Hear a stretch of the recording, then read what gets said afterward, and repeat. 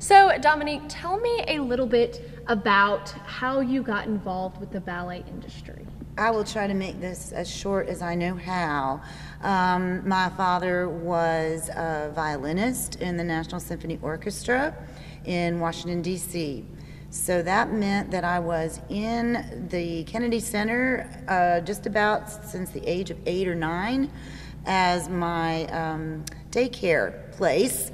And became very involved with the arts just because of that, having been around it.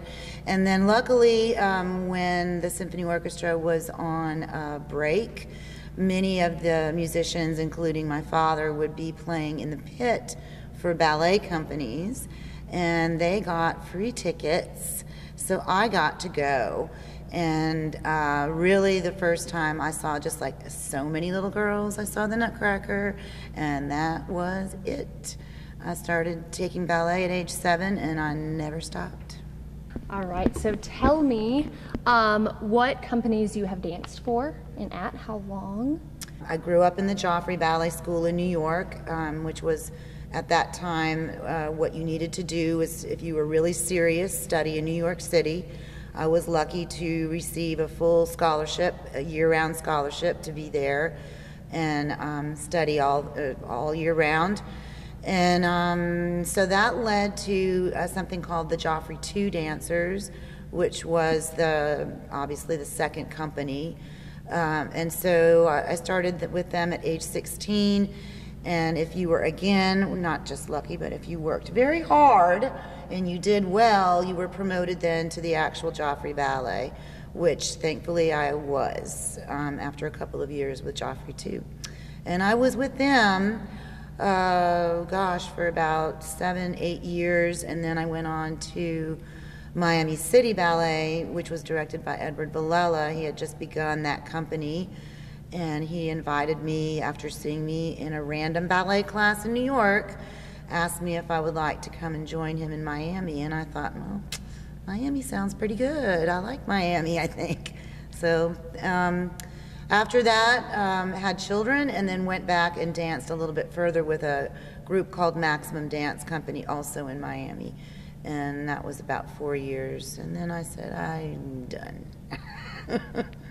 So how did you get involved with Troy? How did you find yourself from doing all of that to teaching ballet at Troy University? Well, I started teaching back in 2001. Again, sort of randomly, someone asked me if I could substitute for them in a class, and I had really never taught a class before. And I thought, sure, oh my God, what am I doing? I don't even know.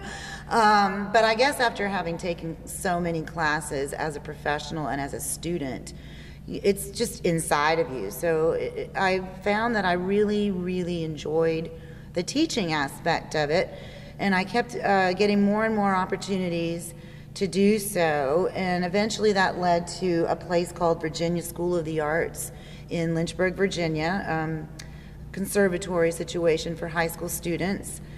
And I had one young lady whose name was Maddie Anderson, who was baby, came to study at Virginia School of the Arts, and eventually, as we all do, she went on to other things after studying there. And one day, again, randomly, I get a Facebook message from her mother saying that maybe I might consider coming to Troy University because there was an opening for a ballet instructor, and would I like to come out and teach some classes. And that led to me having many conversations with Deborah Hicks, and eventually coming out here to teach some classes, do some choreography, and one thing just led to another, and here I am. But really not one thing leading to another. When I came here, I fell in love again with the students, and just the whole department was just so wonderful. So there really wasn't any question of why would I be here. Just, I'm going to be here. I want to be here. Okay, what is something that you hope that your students learn from you when you're teaching? Don't give up on yourself. There's going to be times where things just aren't going to go your way.